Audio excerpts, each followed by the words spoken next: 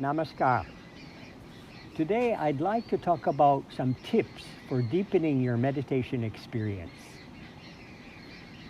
Of course, this whole channel talks about different advices for deepening meditation, but I thought putting them together in one video, it may be easier for you to follow. So I'll go from the external and go gradually towards the internal. So first of all, the external physical place where we sit in meditation. We can choose any part of our house, maybe a small portion of our room. Doesn't have to be big, 1 by 2 meters would be fine. And then sit there for the meditation.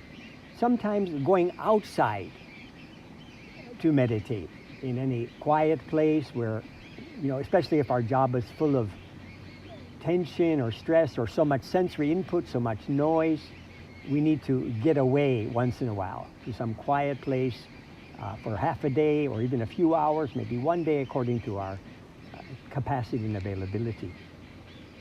It's not good to meditate in our place of sleeping.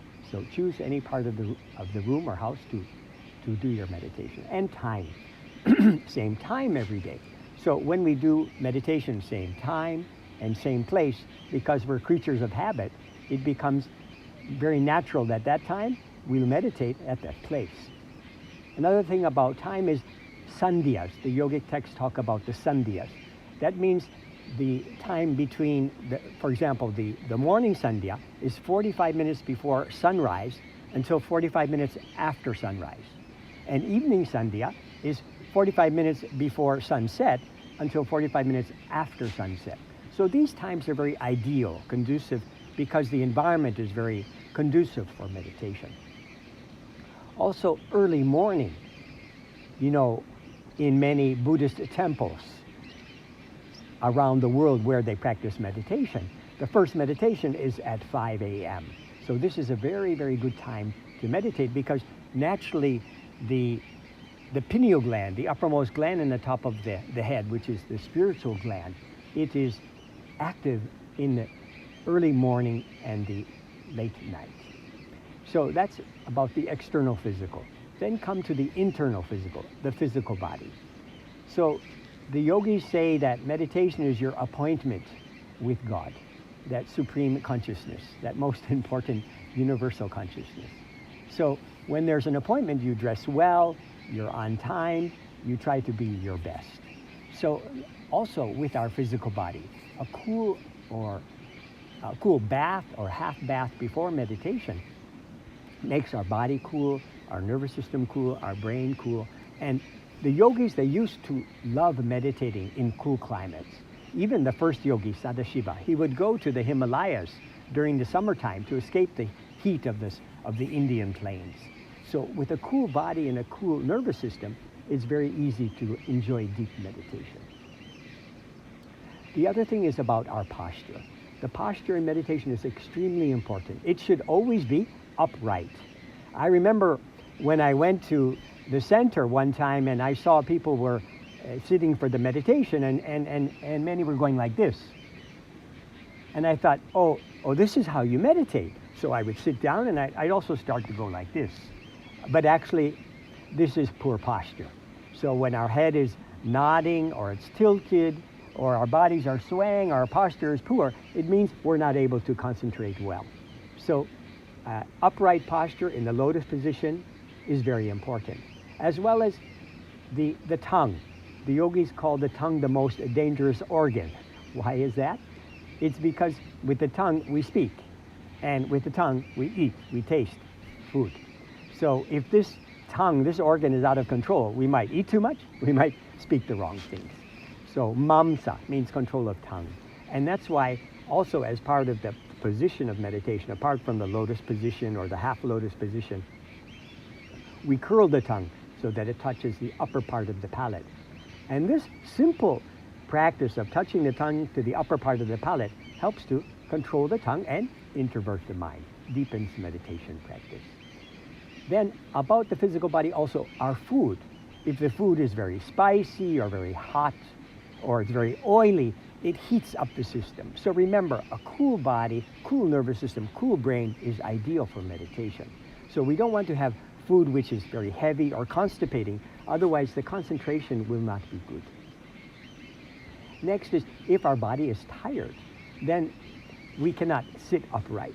So if you've had a long day, you've had a very tiresome day, take a short nap and then sit for your meditation. That will help you very much to get the proper energy physically, and the good rest will help you to concentrate well. Now let's come to the mental. In this channel, my colleague has talked about the Yama and Niyama, the 10 moral principles, universal principles. So it's very important what we do outside of meditation. It affects how we are in meditation, what we're feeling, because our goal is something very subtle, transcendental, pure, invisible.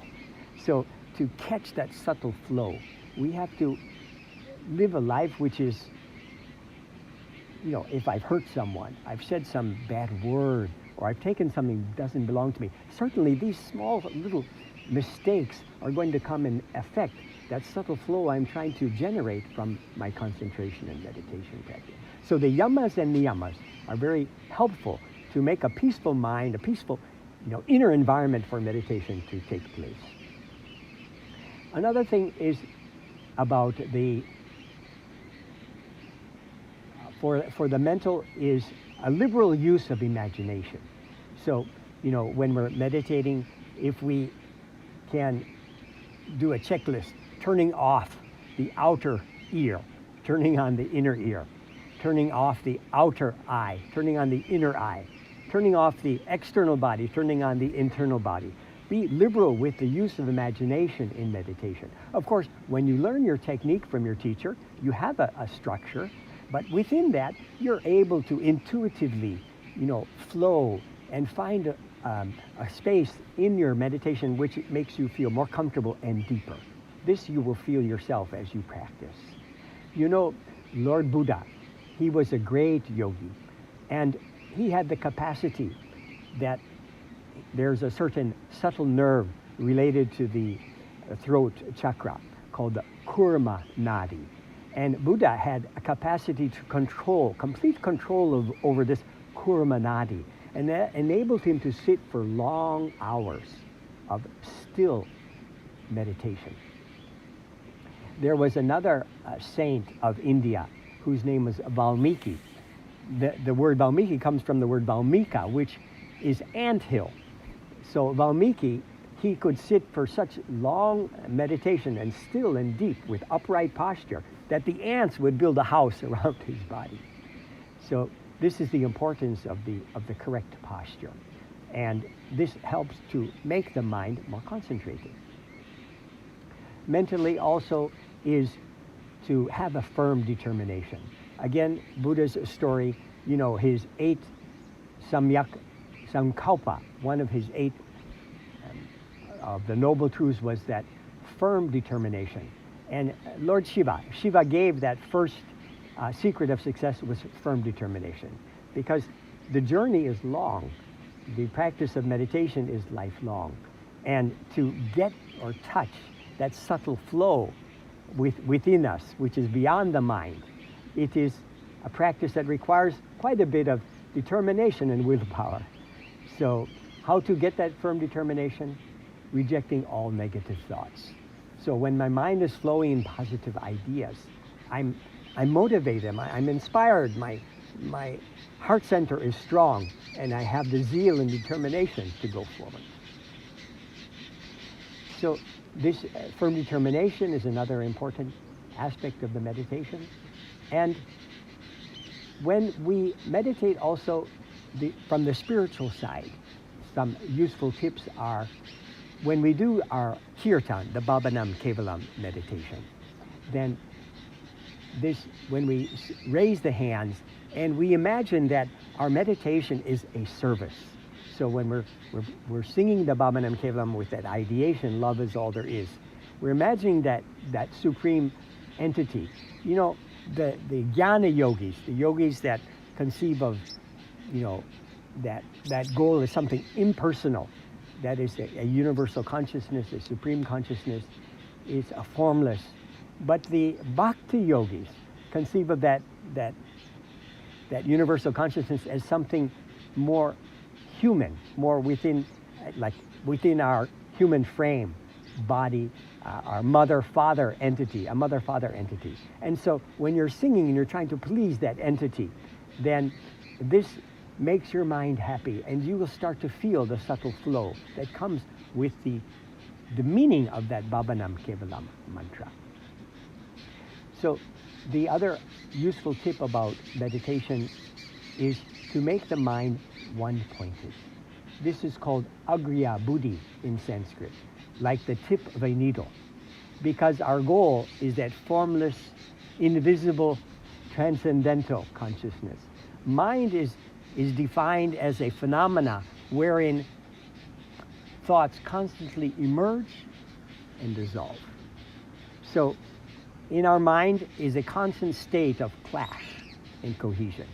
So in order to channelize all those thousands of thoughts, the mind has to be one-pointed, agriya buddhi, like the tip of a needle. So in our meditation, we try to develop this quality in our practice. And finally, we come to the social side. The social side also is important because, that collective meditation, if we can find a place where there's a collective meditation going on, even a gold vessel, it needs to be polished sometime. So once a week, the collective meditation will strengthen our individual practice. And the synergy we get from everybody meditating together, it certainly helps us in our individual practice. Another thing is attending seminar or retreat. So every 6 months, or maybe once a year, once every 3 months, depending on what is available, that collective energy of so many people meditating 5 times a day, doing yoga exercises twice a day, doing the kirtan dance, long hours. There's a tremendous, intense buildup of energy, and this will help you very much to deepen your meditation. It gives you a boost that carries you for many days and weeks thereafter. And finally, when we do meditation, from the other side, a social aspect, whatever service we do, and we do the service as an act of selfless, not wanting anything in return, we're actually fulfilling the purpose for the whole creation. We help someone to move along the path, to better their life, to improve their condition, and to help them to come to the touch of spirituality. We're fulfilling the plan of that cosmic father, cosmic mother, that everything comes from the one, everything returns to the one. So when we're assisting that consciousness in that cosmic plan, this certainly will help us to get a deep experience in meditation. So these are some of the points physically, mentally, and spiritually, socially, that will help us to have deeper experience of meditation. Please try some of them or all of them, and I'm sure you will enjoy the beneficial results. Thank you. Namaskar.